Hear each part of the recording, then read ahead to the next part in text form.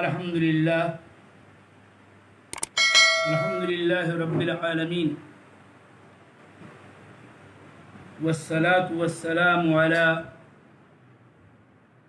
عبد الله ورسوله محمد وعلى آله وأصحابه أجمعين ومن تبعهم بإحسان إلى يوم الدين. أما بعد،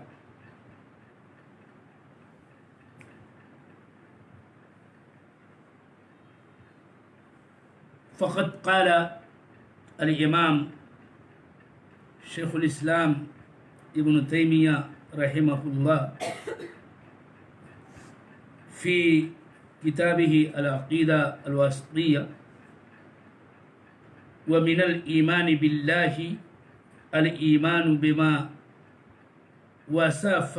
به نفسه في كتابه ووصفه به رسوله من غير تحريف ولا تعطيل ومن غير تكييف ولا تمثيل.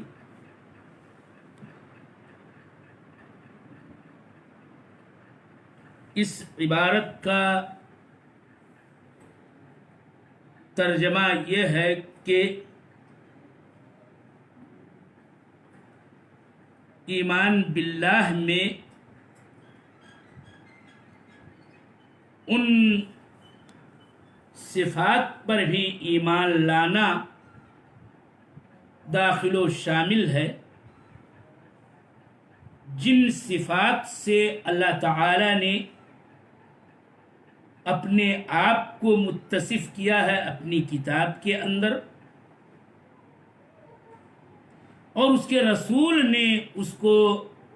متصف کیا ہے بغیر کسی تحریف کے اور بلا تعطیل کے اور بغیر کسی تکییف کے اور بلا تمثیل کے.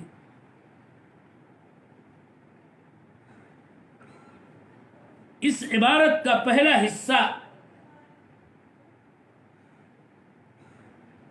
یہ ہے جس کا خلاصہ معنی و مطلب یہ ہے کہ اللہ تعالی کی قرآن کریم میں ذکر کی ہوئی اس کی صفات پر اور رسول اللہ صلی اللہ علیہ وسلم کی اللہ تعالی کی اپنی احادیث میں بیان کی ہوئی صفتوں پر ایمان لانا، یہ ایمان باللہ کا ایک حصہ. جیسا کہ یہ ذکر آیا تھا کہ ایمان باللہ میں 4 باتیں شامل و داخل ہیں. نمبر 1 اس کے وجود اور اس کی ہستی پر ایمان لانا، اس کی ربوبیت پر ایمان لانا، اس کی الوہیت پر ایمان لانا اور اس کے اسماء و صفات پر ایمان لانا. تو یہاں سے شیخ الاسلام ابن تیمیہ ان 4 امور میں سے یا ایمان باللہ کے ان 4 درجات و مراتب میں سے ان 4 اقسام میں سے ایک قسم توحید الاسماء والصفات کا ذکر کر رہے ہیں. اور یہاں میں نے آپ کو بتایا تھا کل کے درس میں اشارتاً، اور وہ بات پھر میں بطور تذکیر بطور تاکید کے دہرا رہا ہوں، وہ یہ کہ شیخ الاسلام ابن تیمیہ رحمہ اللہ نے اپنی اس رسالہ میں ارکان ایمان کا مجملاً ذکر کرنے کے بعد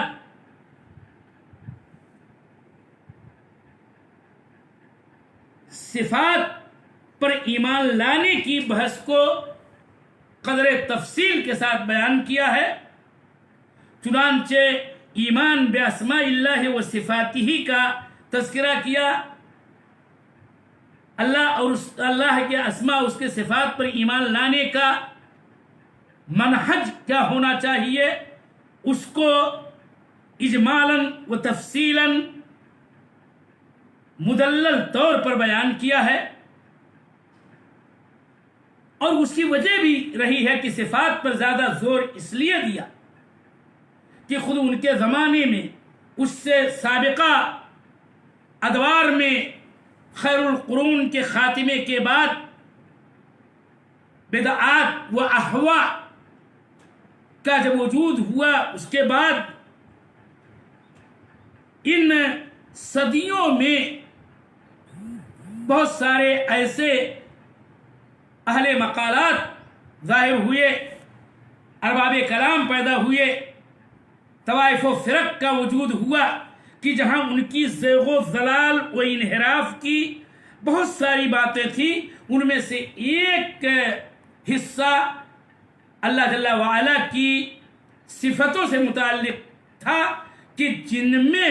انہیں زیغ و انحراف کا شکار ہونا پڑا تھا، اپنی دینی و شرعی علوم کی کمی اور غیروں کے منطق و فلسفہ اور دیگر مترجم العربیہ علوم کے اندر زیادہ توغل کی بنیاد پر، اور بالخصوص عقل بشری کو اس کا جو اصل درجہ اور اصل مقام اور اس کا جو اصل کردار ہے اس سے کہیں زیادہ اس میں غلو سے کام لے کر کے غیبیات میں، شؤون الہیہ میں ان لوگوں نے زیادہ سے زیادہ خوف سے کام لیا اور اس میں بیجا قرید اور بحث کا سلسلہ شروع کیا۔ اس لیے شیخ الاسلام ابن تیمیہ نے صفات کے مسئلے کو اور ایمان بصفات اللہ کے مسئلے کو قدر تفصیل سے بیان کیا۔ ایک اور بات یہ بھی تھی کہ واقعی جہاں تک اللہ جل وعلا کی ربوبیت کا مسئلہ ہے، اس کے وجود کا مسئلہ ہے، اس کے الوہیت کا مسئلہ ہے، وہ قدر زیادہ واضح بھی رہا اور اس کے اندر اتنا اشتباہ اور اتنا اشکال کمزور ایمان والوں نے نہیں پیدا کرنے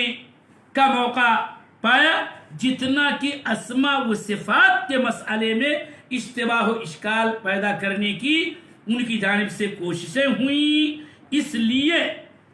ایمان بصفات اللہ اور منہج الایمان بصفات اللہ کو شیخ الاسلام ابن تیمیہ نے بہت ہی مدلل اور باوجود اس کے کہ آپ کا رسالہ بہت ہی مختصر ہے، لیکن اس کے باوجود انہوں نے نہایت مناسب تفصیل کے ساتھ اس مسئلے کو بیان کیا ہے۔ اس عبارت میں جو نکتہ عقیدے کے مسائل سے متعلق ہے ان میں سے میں بعض نکات کا ذکر کر رہا ہوں کہ شیخ الاسلام ابن تیمیہ کی اس عبارت سے یہ ثابت ہوتا ہے کہ اسماء و صفات باری تعالی کا مصدر کتاب اللہ اور سنت رسول اللہ ہے۔ بلفظ دیگر ہم یوں بھی کہہ سکتے ہیں، اور یہ اسماء و صفات کے قواعد میں سے ایک اہم ترین قاعدہ ہے کہ اللہ تعالیٰ کے اسماء ہوں خواہ صفات ہوں یہ توقیفی ہیں، اور توقیفی ہونے کا مطلب یہ ہے میرے محترم سامعین کہ اس میں بندہ مومن کو جو اللہ جل وعلا کی طرف سے قرآن میں خبر دی گئی ہے اور جو رسول اللہ صلی اللہ علیہ وسلم کے ذریعہ باتیں بتائی گئی ہیں اور جو خبر دی گئی ہے اسی پر ہمیں اکتفا کرنا ہے، اور ہماری معرفت کا اور ہماری واقفیت کا یہی دو ہی اصل بلکہ ایک ہی اصل ذریعہ ہے، اور وہ ہے وحی، یا پھر کہیے اللہ جل وعلا کی کتاب اور اللہ کے رسول صلی اللہ علیہ وسلم کی احادیث مبارکہ صحیحہ ثابتہ۔ اسی بات کو اور بھی ائمہ نے جیسا کہ بیان کیا، اور میں نے کل تھوڑا سا ذکر کیا تھا کہ امام احمد بن حنبل نے اسی لیے کہا تھا، اور اس میں وہی روح ہے جو الفاظ حافظ ابن تیمیہ رحمہ اللہ کے یہاں ہیں۔ امام احمد بن حنبل نے مثلا کہا تھا کہ لا یوصف اللہ الا بما وصف به نفسه او وصفه به رسوله ولا يتجاوز القرآن والحدیث یا ولا نتجاوز القرآن والحدیث، دونوں طرح سے روایت موجود ہے۔ امام بن حنبل کے قول کا آسان معنی و مطلب یہ ہے کہ اللہ جل وعلا کی صفت وہی ثابت مانی جائے گی جس سے اللہ تعالی نے خود اپنے آپ کو اپنی کتاب کے اندر متصف کیا ہے، یا اپنی جو صفتیں اللہ تعالی نے اپنی کتاب قرآن کریم یعنی وحی جلی کے اندر ذکر کیا ہے، یا پھر اللہ تعالی کی صفتیں وہ ہوں گی جن کو اللہ کے رسول صلی اللہ علیہ وسلم نے اپنی احادیث میں ذکر کیا ہے، یعنی جو وحی غیر مطلوع وحی خفی کے اندر وارد ہیں۔ اور ولا نتجاوز القرآن والحدیث، اس کا مطلب یہ ہے کہ امام احمد بن حنبل کہنا چاہتے ہیں کہ ہم فرقہ ناجیہ، ہم اہل السنہ والجماعہ والے، ہم اہل الحدیث قرآن و حدیث سے اس باب میں بالکل تجاوز نہیں کرتے، یا ولا یتجاوز القرآن والحدیث، اس سلسلے میں قرآن و حدیث سے سر منہ تجاوز نہیں کیا جائے گا، یعنی جو صفت اللہ تعالی کی ان دونوں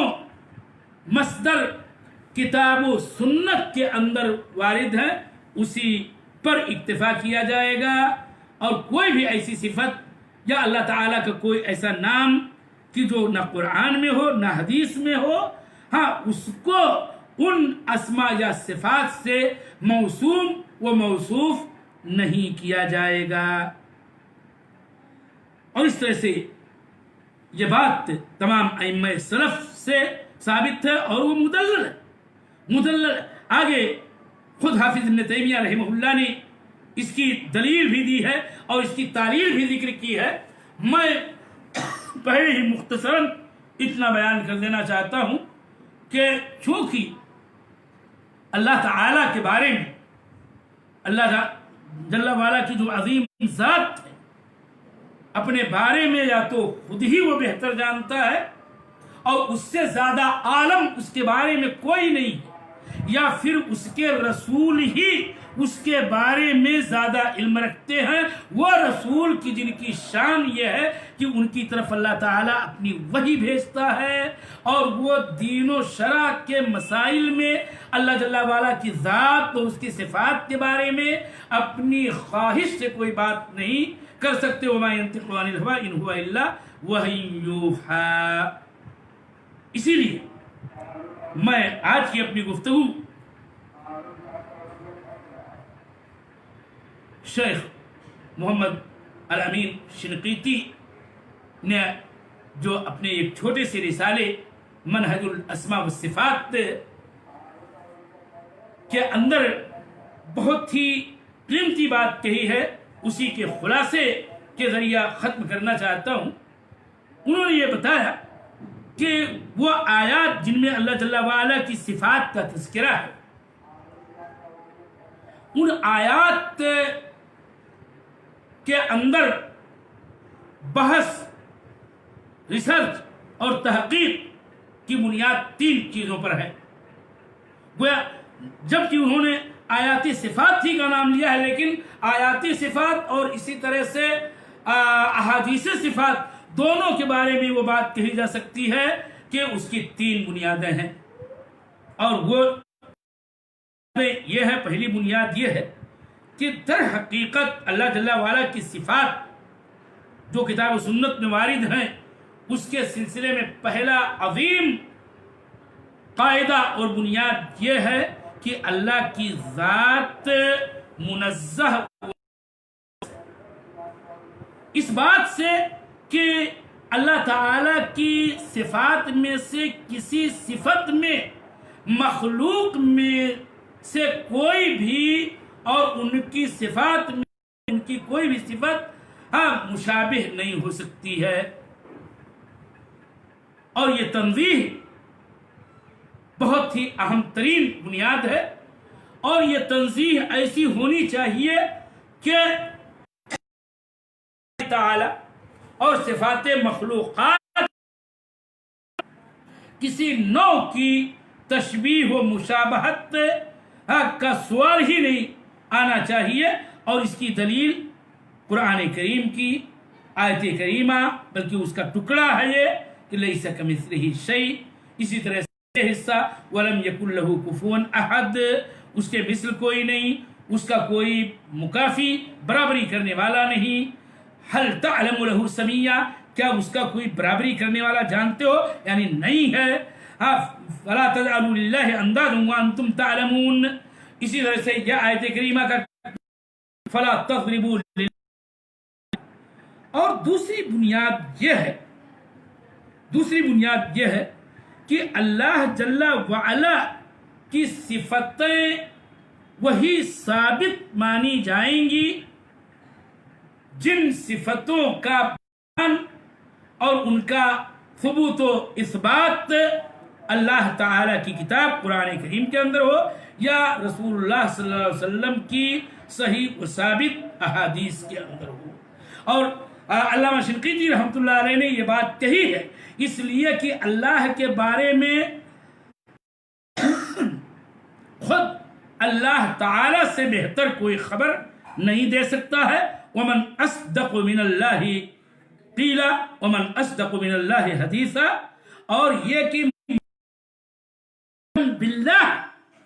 وہ اللہ جل وعلا کا رسول ہوا کرتا ہے، لہذا رسول اللہ صلی اللہ علیہ وسلم جن صفات سے اللہ تعالیٰ کو موصوف کریں اس کو ماننا ہوگا۔ تیسری بنیاد اہم بتائی انہوں نے، اور وہ یہ کہ تیسری بنیاد یہ ہے کہ خالق اس کی صفات کے درمیان اور مخلوقات اور ان کی صفات کے درمیان مماثلت، اس لیے کہ دونوں کی ذات میں نہ مماثلت ہے اور نہ دونوں کے صفات میں مماثلت ہے، اور اس کا کوئی سوال ہی نہیں ہے۔ لہذا خالق جل وعلا کی صفتیں اس کی شان خالقیت، شان غنا، شان اولیت اور شان غنا کے اعتبار سے ہے، اور مخلوقات کی جو صفتیں ہیں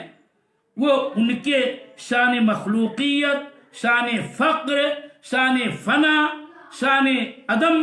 شان موت کے اعتبار سے ہے۔ اور یہ بات اس لیے کہی جاتی ہے مماثلت والی کہ بسا اوقات اللہ جل وعلا کی جو صفات ہیں اور اللہ کے بندوں اور اس کی مخلوقات کے بھی جو صفات ہیں،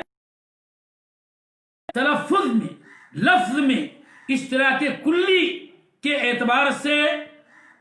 ایک نظر آتے ہیں، کہ مثلا جو اللہ تعالی کی صفت ہے اس کے لیے جو لفظ ہے وہی لفظ مخلوق کی صفت کے لیے بھی کتاب و سنت دونوں میں استعمال ہے۔ اس سے اشتباہ میں واقع ہونے والے یوں اشتباہ میں واقع ہوئے کہ گویا اللہ جل وعلا کی صفت اور مخلوقات کی صفت دونوں کے اندر ہے، اور یہی سے فرقہ ممثلہ کا اور مجسمہ کا وجود ہوا۔ لہذا یہ بنیاد بہت اہم ہے کہ باوجود اس کے کہ لفظی اشتراک کلی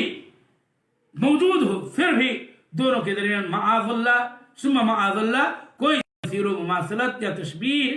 اور یکسانیت کا کوئی سوال پیدا ہو ہی نہیں سکتا ہے۔ اس لیے یہ بہت اہم ترین نقطہ ہے، اور ان کی اس کتاب کو منہج الاسماء والصفات فی آیات القرآن کو ضرور پڑھنا۔ اور شیخ الاسلام ابن تیمیہ ہی در حقیقت اس سلسلے میں اتھارٹی کی حیثیت رکھتے ہیں، کہ انہوں نے اپنی متعدد کتابوں میں، اپنے متعدد رسائل میں، اپنے متعدد فتاوی میں اسماء و صفات کے قواعد کو بڑی تفصیل کے ساتھ ذکر کیا ہے، خواہ وہ فتاوی الحمویہ الکبریٰ ہو، یا ان کے کتاب رسالہ التدمریہ ہو، یا رسالہ تعارض العقل والنقل ہو، اور اس کے علاوہ بھی بہت ساری جو کتابیں ہیں جو مجموع فتاوی شیخ الاسلام کے اندر جمع کر دی گئی ہیں، اور منتشر مقامات پر انہوں نے ان قواعد و ضوابط کو اکٹھا کیا ہے، جس کا اہل علم کو، طلباء کو مطالعہ کرنا چاہیے۔ اللہ تعالیٰ سے دعا ہے کہ بار الہ ہمیں تو اپنے اسماء و صفات پر کامل ایمان لانے کی توفیق عطا فرما، اور یہ کہ ہمارا یہ ایمان منہج سلف کے مطابق ہو، جس کا تذکرہ ہو رہا ہے اور آگے بھی ہوگا، من غیر تحریف ولا تعطیل ومن غیر تکییف ولا تاثیر، میں در حقیقت ایمان بصفات اللہ کے منہج کو بڑی جامعیت کے ساتھ شیخ الاسلام نے تیمیہ نے بیان کیا ہے، جس کا مطلب یہ بتایا جائے گا کہ ہمارے ایمان بصفات اللہ کے مسئلے میں کوئی تحریف نہیں ہونی چاہیے، کوئی تعطیل نہیں ہونی چاہیے، کوئی تکییف نہیں ہونی چاہیے، کوئی تمثیل نہیں ہونی چاہیے۔ ان چاروں الفاظ کا کیا معنی ہے اور اس کا کیا مطلب ہے، اس کو انشاءاللہ کل کے درس میں بیان کیا جائے گا۔